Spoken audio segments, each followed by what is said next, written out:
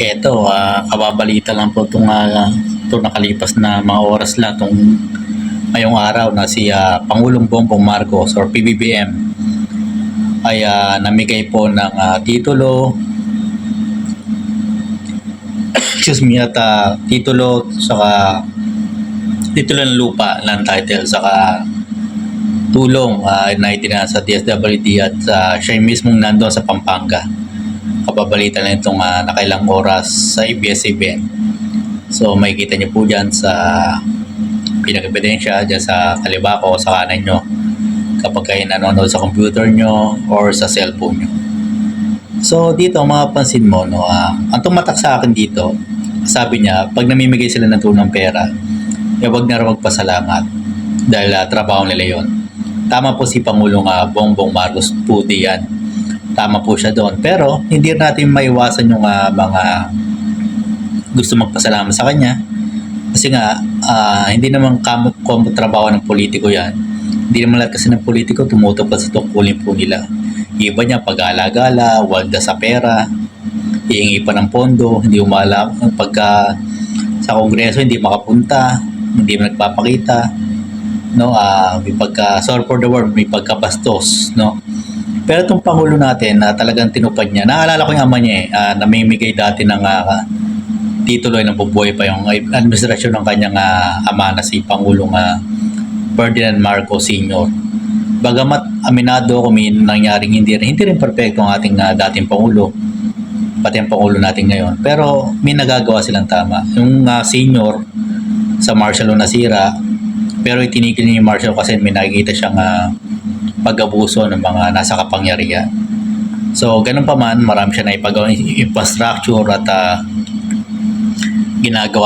nagagamit pa rin po ngayon. Ngayon, ang panahon ng kanyang anak na si Pangulong Bongbong Marcos, may mga ghost project na natuklasan nitong kanyang anak, no? Medyo may nahihirapan natin Pangulo. Nakita ko sa comment section, hindi lang gusto si PBBM pero mas nagugusto nila itong ngayon. Kasi gumagawa siya ng kanyang trabaho, yung kanyang best para magampanan ng kanyang trabaho, no? O kanyang tungkulin bilang public servant. Sana ito ang mindset ng ating mga nagtatrabaho sa ating pamahalaan. Mindset na rin ng mga taong bayan kapag nakikita lang tumutupad sa tungkulin ng mga public servant, purihin din po natin.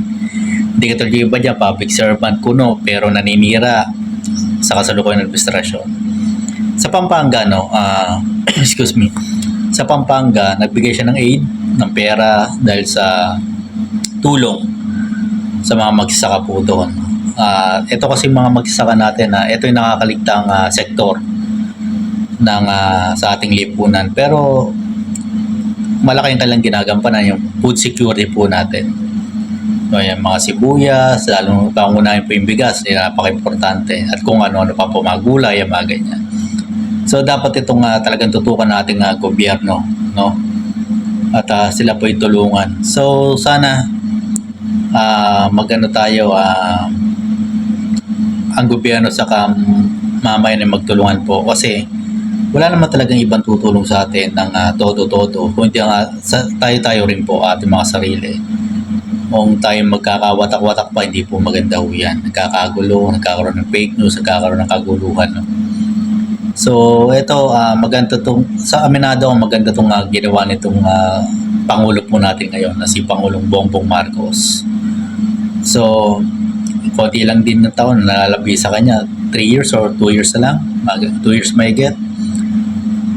Ginagawa pa rin niya yung kanyang trabaho, tama lang po. So naalala ko lang yung kanyang ama sa kanya dahil namimigay ito ng titulo yung kanyang ama noon at ginagawa niya ngayon. Pero ang kaiba lang ngayon, ang problema nitong Pangulo po natin ngayon, mga ghost project na talagang ngayon lang yung natuklasan talaga. So mauubos ang oras dyan sa pag-iimbestiga pa lang, no? Pero ganoon pa man, talagang ganyan ginagawa ng ating Pangulo ang kanyang trabaho po. So sana tayong mga Pilipino magkaisa, iwasan yung pagiging toxic, no? Hindi naman po maganda yung ganyan, puro reklamo lang. May ginagawa naman po yung ating gobyerno sa ngayon. So ang hirap din mo kasi sa dami ng problema ng bayan. Ayun, sinalo niyang problema sa dating administrasyon. dating administrasyong Rodrigo Duterte. Ayan, mga ganyan.